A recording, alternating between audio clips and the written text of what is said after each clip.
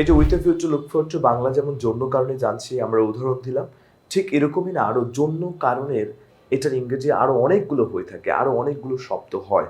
তাহলে এই শব্দগুলো চলো আমরা এই মুহূর্তে শিখে নিই যে এগুলোর অর্থ না জন্য বা কারণে হয়ে থাকে। এটা পাই, দেখো প্রথমে আমরা পাচ্ছি বিকজ অফ। দেখো বিকজ অফ দেখতে পাচ্ছি, এই বিকজ অফ দেখছো, বিকজ অফ মানেও জন্য কারণে। অন অ্যাকাউন্ট অফ এটা বাংলাও জন্য কারণে। ওয়েং টু এটা মানেও জন্য কারণে। তারপর ডিউ টু এগুলো মানেও জন্য কারণে। তো এগুলো যদি কখনো পরীক্ষায় আসে, ধর ডিউ টু আসছে অথবা অন অ্যাকাউন্ট অফ আসছে অথবা বিকজ অফ আসছে, তো এগুলো যদি কখনো আসে তোমার মাথায় রাখতে হবে যে এগুলোর ইংরেজিও কিন্তু জন্য বা কারণে, এগুলোর জন্য বা কারণে অনুসারে ব্যবহার হয়। তাহলে এগুলো যদি ব্যবহার হয় তার পরবর্তী আমাদের কি করতে হবে, ধরো এগুলো উদাহরণগুলো জানতে হবে যে আসলে কিভাবে হয়। চলো আমরা কিছু উদাহরণ দিই, তোমরা দেখতে পাচ্ছ। এই যে দেখো এভরিবডি, দেখো লেখা আছে এভরিবডি লাভস হিম, প্রত্যেকে তাকে ভালোবাসে বিকজ অফ, মানে কি কারণে তাকে ভালোবাসে। এখন ধরো হি ইজ অনেস্ট, তার সততা। ধরো তুমি এখানে তুমি কি ব্যবহার করছো, তার সততা ব্যবহার করছো, মানে তার ধরো নাউন ব্যবহার করছো। কিন্তু তুমি যদি এখানে ভার্ব ব্যবহার করতাম, ধরো প্রত্যেকেই তাকে ভালোবাসে ধরো এই কাজটা করার জন্য, তাহলে তুমি কাজ করা ইংরেজি কি ডু না, তাহলে ডুইং লিখতে হবে, doing this work, doing this work মানে এই কাজটা করার জন্য।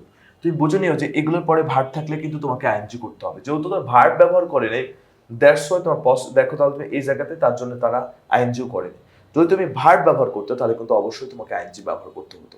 আর যেহেতু আইএনজি ব্যবহার করে তার মানে তার নাউন দিয়ে এটা করছে। তুমি চাইলে যে অপশন ব্যবহার করতে পারবা। চলো আমরা আরো কিছু উদাহরণ দেই, যে উদাহরণগুলো দেখলে তুমি বুঝতে পারবা। দেখো তারপরে আসে on account of his illness, দেখো তার অসুস্থ থাকার জন্য বা অসুস্থ থাকার জন্য, দেখো এগুলো লেখা আছে। তাহলে দেখো অসুস্থ থাকার জন্য বলছে, তাহলে এই জায়গায় তোমাকে কি ব্যবহার করতে, অন অ্যাকাউন্ট অফ ইলনেস। তারপর দেখো he didn't attend the class, তারপরে সে ক্লাসে উপস্থিত হয়নি। তাহলে এরকম ভাবে যখনই on account of, because of, due to থাকবে, ঠিক তখনই বুঝে নিও তোমাকে পরবর্তীটার জন্য কারণেই অর্থগুলো প্রকাশ করে। এগুলো ছাড়াও আরো কিছু কিছু শব্দ আছে যেগুলো পরে ভার্ব প্লাস আইএনজি বসে। চলো সেগুলো আমরা শিখে নিই। যেমন তোমাকে দেখতে পাচ্ছ যে উডি মাইন্ড দেখতে পাচ্ছ, এটা বাংলা হলো কিছু মনে করা, বাই মানে দ্বারা, উইদাউট মানে দ্বারা, আফটার মানে দ্বারা, বিফোর মানে দ্বারা। তারপর দেখো এছাড়াও আরো যত প্রিপোজিশন আছে যেমন after, before, about, of, for, এগুলো প্রত্যেকটারই বাংলায় যেটাই আসুক না কেন এগুলোর পরে ভার্ব থাকলে আইএনজি করতে হবে। মানে প্রিপোজিশনের পরে ভার্ব থাকলে আইএনজি করতে হয়, বায়ের পরে ভার্ব থাকলে আইএনজি করবো, উইথ এ ফিউচার পরে ভার্ব থাকলে আইএনজি করবা। মানে এগুলোর পরে না ভার্ব প্লাস আইএনজি। খালি বাংলাটি জেনে রাখো যে এগুলোর বাংলাগুলো কি কি হয়, এবং তারপরে তুমি বাক্য যখন মানে সমাপ্ত করবা বা শেষ করতে যাবা তখন অবশ্যই তোমাকে ভার্ব ওয়ান প্লাস আইএনজি দিতে হবে। আশা করি এই রুলসগুলো বুঝতে পারছো। সে with a view to look for to থেকে, উইথ এ ফিউচার পরে ভার্ব থাকলে যেমন আইএনজি করতে হয়, because of, on account of, due to, owing to, এগুলোর পরে ভার্ব থাকলে আইএনজি করতে হবে। ঠিক একই রকম ভাবে would you mind, by, without, after, before, এছাড়াও যত প্রিপোজিশন সবগুলোর পরে ভার্ব প্লাস আইএনজি হয়, শুধুমাত্র টু বাদে। এই টু থাকলে পরে টু এর পরে শুধুমাত্র ভার্ব ওয়ান হয়। এর যত একটা প্রিপোজিশন তাই না, কিন্তু টু এর পরে ভার্ব থাকলে শুধু ভার্ব ওয়ান হবে। আর বাকি সবার ক্ষেত্রে ভার্ব থাকলে প্রিপোজিশন অনুযায়ী পরবর্তী ভার্ব প্লাস আইএনজি করবে। এভাবে না আমরা with a view to look for to সঙ্গে এই বিষয়গুলো জেনে নিতে পারি, আমাদের জন্য ভালো হবে। তাহলে চলো এই রুলসটা যদি আমরা ভালো করে বুঝে থাকি তার পরবর্তী রুলসের দিকে আগাই। সামনের দিকে আমরা যাই, দেখো তাহলে সামনে আমরা দেখতে পাচ্ছি নতুন রুলস আসছে, রুল নম্বর 11। 11তে কি আছে আমরা দেখি, অ্যাজ ইফ অ্যাজ দো, খুবই দুর্দান্ত একটা রুলস, খুবই প্রয়োজনীয় একটা রুলস। এটা রাইট ফর্ম ভার্ব কাজে লাগে, কম্পিটিং সেন্টেন্সে কাজে লাগে, কানেক্টরসেও কাজে লাগে। তাহলে তোমরা যদি এটা ভালো পারো তাহলে এটা হবে। তাহলে প্রথমে দেখো এমন ভাবে যেন, আবারও বলছি অ্যাজ ইফ অ্যাজ দোর বাংলা হলো যেন অর্থ প্রকাশ করবে। তুমি আগে মনে রাখবা অ্যাজ ইফ অ্যাজ দোর বাংলা হলো যেন অর্থ প্রকাশ করে, অ্যাজ ইফ অ্যাজ দোর বাংলা হলো যেন। তো এটা যদি পরীক্ষা আসে কিভাবে পারবা তুমি সহজে, চলো সেটা জেনে নিই যে কিভাবে পারা সম্ভব। দেখো আমরা দেখতে পাচ্ছি যে অ্যাজ ইফ অ্যাজ দোর কিভাবে তুমি পারবা। ধর এক্সাম্পলটা আমরা পরে দেখি, আগে রুলসগুলো একটু দেখে নাও। দেখো প্রথমে আগে মনে রাখবা অ্যাজ ইফ অ্যাজ দো যখন পরীক্ষায় থাকবে, তখন ধরো পরীক্ষায় আসছে এখানে অ্যাজ ইফ অথবা অ্যাজ দো আসছে। তো অ্যাজ ইফ অ্যাজ দোর প্রথম অংশ, এই যে এই অংশটা মানে আগের অংশটায় তোমাকে প্রথমে একটা সাবজেক্ট থাকবে, তারপর একটা ভার্বন থাকবে মানে মূল ভার্বের প্রেজেন্ট ফর্ম থাকবে, তারপর তুমি অবজেক্ট দেখবে। তাহলে সাবজেক্ট, ভার্ব, অবজেক্ট। আবারও বলছে সাবজেক্ট, ভার্ব, অবজেক্ট। মানে তুমি যদি কখনো দেখো যে প্রথমে একটা সাবজেক্ট থাকবে, তারপরে ভার্ব থাকবে, তারপরে অবজেক্ট থাকবে। যদি এটা দেখো তাহলে পরবর্তী অংশ, এই অংশটা তোমাকে কমপ্লিট করতে বলবে। তাহলে এই অংশ কমপ্লিট করার সময় দেখো আমাদের কি করতে হবে, প্রথমে একটা সাবজেক্ট আনতে হবে, তারপর তোমাকে কি আনতে হবে, যে ভার্বটা আনবা এই ভার্বটা অবশ্যই ভার্ব টু আনতে হবে। আবারও বলছি যে ভার্বটা তুমি আনবা, এই ভার্বটা অবশ্যই ভার্ব টু আনতে হবে। তারপর তোমাকে কি আনতে হবে বলো তো স্যার, অবজেক্ট আনতে হবে, অবজেক্ট। তাহলে দেখো আমরা একটা উদাহরণ দিই, উদাহরণ দিলে বুঝতে পারবা। ধরো তোমাকে বললো হি স্পিক্স, ধরো সে কথা বলে, তাহলে স্পিক্সটাকে একটা ভার্ব না বলো তো, এই এস বাই যুক্ত করছি কারণ থার্ড পারসন সিঙ্গুলার নাম্বার, এর জন্য এস বাই যুক্ত হয়েছে। তারপর পরীক্ষা আসছে ধরো অ্যাজ ইফ, তাহলে এটা দাঁড়ায় কি, সে এমন ভাবে কথা বলে যেন, ধরো এর পরবর্তী অংশ তোমাকে লিখতে হবে, সে এমন ভাবে কথা বলে যেন সে সবকিছুই জানে, তাহলে হি এটা লিখলাম। এবার ভার্ব টু, জানার ইংরেজি কি নো না বলো তো, কিন্তু নো না লিখে তোমাকে কিন্তু নিউ লিখতে হবে, কারণ নিউটা হলো ভার্ব টু তে আছে। তাহলে তুমি যদি এখানে লেখো নিউ, তারপর বললো সবকিছু, সবকিছুর ইংরেজি হলো এভরিথিং, তাহলে তুমি যদি লেখো হি নিউ এভরিথিং, তাই কিন্তু উত্তর হয়ে যাবে। তুমি যদি বলো হি নিউ এভরিথিং, তাই কিন্তু ক্লিয়ার। তাহলে দেখো আমরা অ্যাজ ইফ অ্যাজ দো পেলাম, যে অ্যাজ ইফ অথবা অ্যাজ দো যদি কখনো থাকে তাহলে পরবর্তী অংশ সাবজেক্টের পরে ভার্ব টু তারপরে অবজেক্ট লিখতে হবে।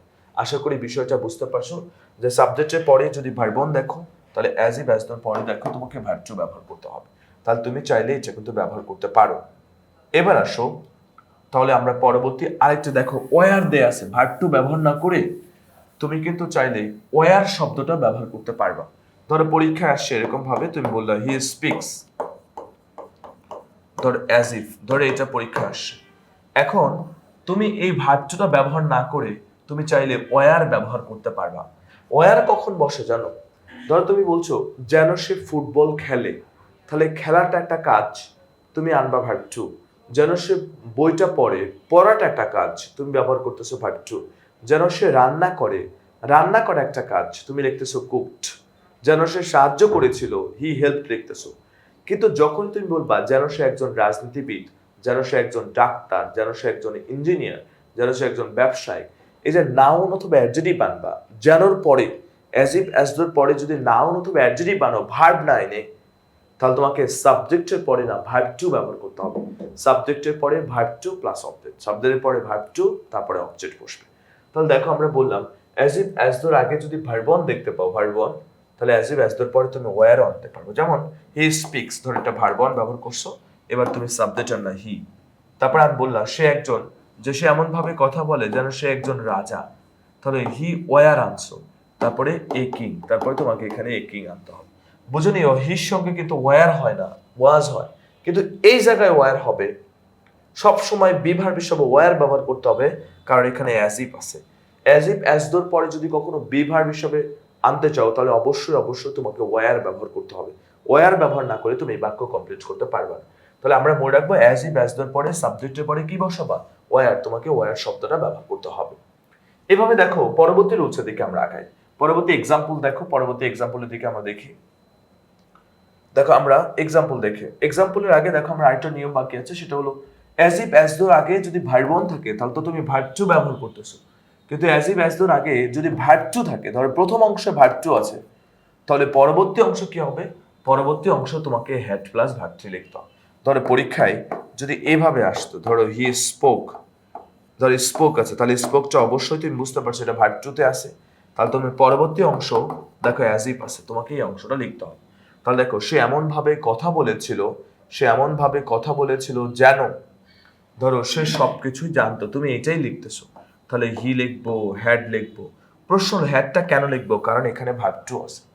তারপর তুমি জানার ইংরেজি যদি নো হয় তাহলে নোর ভার্ব থ্রি কি বলতো, নোন, তারপর তুমি এভরিথিং লিখবা, হি হ্যাড নোন এভরিথিং, তাহলে হি হ্যাড নোন এভরিথিং বসা দিলে উত্তর কারেক্ট হলো। তাহলে মনে রাখবা এই যে তোমাকে বললাম ভার্ব ওয়ান আছে, তাহলে পরবর্তী অংশ হ্যাড প্লাস ভার্ব থ্রি লিখতে হবে। তাহলে অ্যাজ ইফ অ্যাজ দোর আগে যদি ভার্ব ওয়ান থাকে পরবর্তী অংশ হ্যাড প্লাস ভার্ব থ্রি দিয়ে লিখতে হয়।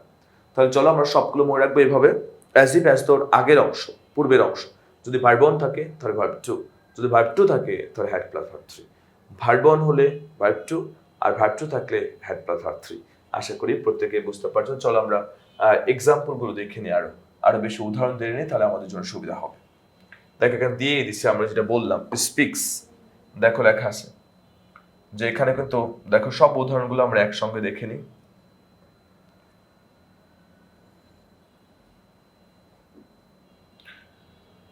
দেখো এখানে প্রথমে কি আছে, স্পিক্স দেখতে পাচ্ছ ভার্ব 1, পরবর্তী দেখো ভার্ব 2 লিখছে, আমরা এটা পড়েছি he speaks as if he knew everything. তারপর দেখো আবার he tells the mother, tells দেখো ভার্ব 1 আছে, পরবর্তী দেখো as if he helped me, তাহলে দেখো এটা ভার্ব 2 তে আছে, মানে অ্যাজ ইফ অ্যাজ তোর আগের অংশ। দেখো এই পাশে দেখো ভার্ব 1 আছে, হি talks as if as though, তারপর দেখো ওয়ার আছে, হি ওয়ার এ কিং, সে রাজা ছিল, এরকম ভাবে বলছে। আবার দেখো অ্যাজ ইফ অ্যাজ দোর আগে ধরো যদি ভার্ব 2 আছে, ভার্ব 2 পরবর্তী অংশ তোমাকে কিন্তু কি আনতে হবে, যে হ্যাড প্লাস ভার্ব 3।